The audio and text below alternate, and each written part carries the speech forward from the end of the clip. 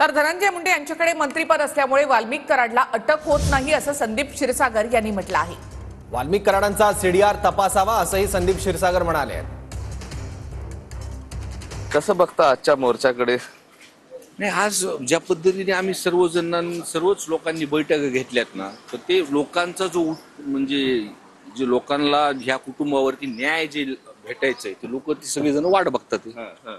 आणि त्या तुम्ही आज लोकांची संख्याप्रमाणे तुमच्या पूर्णपणे हे लक्षात येईल की आज म्हणजे स्वतःहून लोक, सर्व जाती धर्माचे लोक आज रस्त्यावरती उतरणार आहेत। विधान सभेमध्ये ज्यावेळेस अधिवेशन सुरू होतं, सगळ्यात जास्त आवाज जर कोणी उचलला या प्रकरणात तर ते संदीप क्षीरसागरांनी। आज इथपर्यंत आला ते 19 दिवस होते।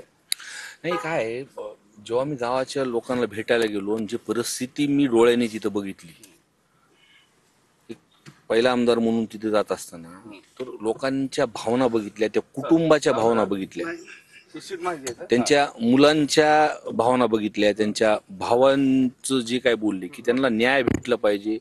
आणि तिथे गेल्यानंतर पहिले तर तेव्हा त्यांचे फोटो व्हायरल झाले नव्हते, तपास दाबण्याचा पूर्णपणे प्रयत्न करत होते। पण तेव्हा जेव्हा ते फोटो त्यांनी मला दाखवले तर ते फोटो बघितल्यानंतर चांगल्या चांगल्या माणसाचं पण डोकं सरकेल असा विषय होता।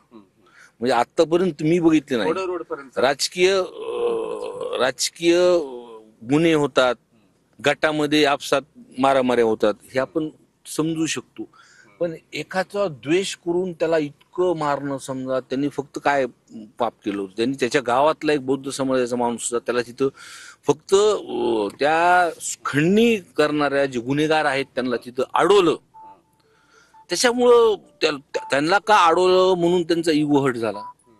आणि ह्या कारणाहूनच फक्त झालं। पहिले तर त्याला काहीतरी कारण सांगितलं की संतोष देशमुखच ह्या खंडणी मागण्यात होता, अशी काहीतरी आरोप, म्हणजे तपास डायव्हर्ट करण्यात आला। पण तुम्ही गावात गेल्यानंतर, तुम्ही सुद्धा गेल्यानंतर बघितलं असेल, असून सुद्धा त्यांचं आज पत्र्याचं घर आहे, त्यांची परिस्थिती खराब आहे। त्यांची लहान लहान लेकरं बघा तुमच्याकडं। 3 टर्म राहिलेला सरपंच, आमदार खासदारकीची इलेक्शन तरी मी म्हणतो या सरपंचाच्या इलेक्शन सोप्या आहेत, एवढ्या ग्रामपंचायतच्या इलेक्शन टोकापर्यंत जातात, पण 3 टर्म तो मुलगा आमदार होतो, म्हणजे सरपंच होतो। आणि तुम्ही बघता असते तर आज हिंदू, मुस्लिम, बौद्ध समाज, 18 पगड, ओबीसी सर्वच जातीचे लोक आज तिथं जमणार आहेत। आणि ह्याचं एकमेव कारण फक्त ही जी माणुसकीची हत्या झालेली आहे, ती माणुसकीची हत्या कुठंतरी थांबली पाहिजे। हे फक्त एकच प्रकरण नाही, तर असे अनेक प्रकरण तुम्ही बघा।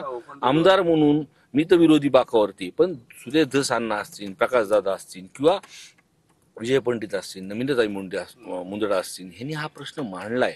आणि मी तुमच्याच इलेक्ट्रॉनिक मीडियाच्या माध्यमातून सुरेश धस अण्णा ज्या पद्धतीने बोलतात, ज्या पद्धतीने सर्व यादी ते गुन्ह्याची दाखवतात, तर हा प्रकार एकदम चुकीचा आहे, कुणालाच पटण्यासारखं। सरपंच देशमुख यांनी धनंजय मुंडे यांच्याकडे मंत्रीपद असल्यामुळे वाल्मिक कराडला अटक होत नाही असा आरोप संदीप क्षीरसागर यांनी केला आहे।